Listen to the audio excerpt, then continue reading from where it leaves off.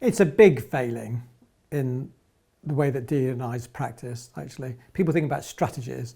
I remember seeing a talk once, and it was about a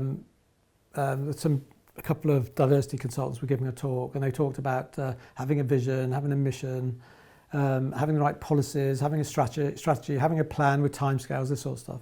And it was all in management speak, and there was nothing about people, how we get on, how we relate to one another, the extent to which I respect you and you respect me, the extent to which we are able to kind of share our views and opinions with one another, and sometimes quite robustly, and actually, but it never gets personal. All of those sorts of things. The way that we can evaluate our performance in a way which is as objective as we can make it. None about that. It's all about this management speak, which is actually very dispassionate. It's quite pulled back. So a target is kind of, let's talk about a target, it's quite a dispassionate thing that you're doing. Let's have an interview panel, which kind of looks the same. Very superficial. And you end up not talking about the thing that's really in play here, which is actually how people get on with one another, how we perceive one another. Actually, I heard people say that we can't discuss stereotypes because we don't even consider them. And people talk about biases and unconscious bias, and there's become a fad recently to say that unconscious bias is not a thing. One author, kind of known to work in the D&I space, that unconscious bias doesn't exist. Well, that's just not wrong. It's wrong and completely stupid.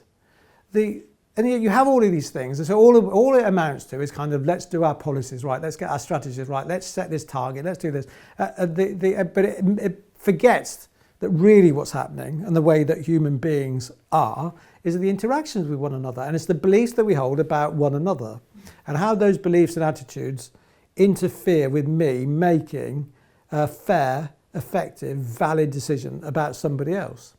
And when you start talking, if you ignore that, you're never going to win, right? Because there's always going to be these, because you can't have a discussion about some of the assumptions that we make about other people. And everybody is biased.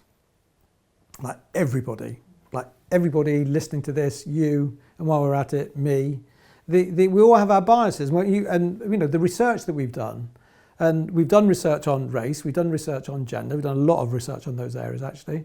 But we've also done research on disability, on neurodiversity, on age discrimination, on weight discrimination, on religion. We've done research on anti-Semitism, Islamophobia, and xenophobia, anti-Chinese prejudice. We've done all sorts of research, actually trying to cover as many aspects of diversity as we can, and we haven't even touched the surface. And whenever you do a piece of research like that, I learn something about myself. And that's what I know that I'm not spending the organisation's resources to kind of help me introspect, but it does serve that purpose. I kind of think, whoa, that's what I think about them, whoever them are. And so I'm no different from anybody else. But unless you acknowledge that, you're never going to make any progress.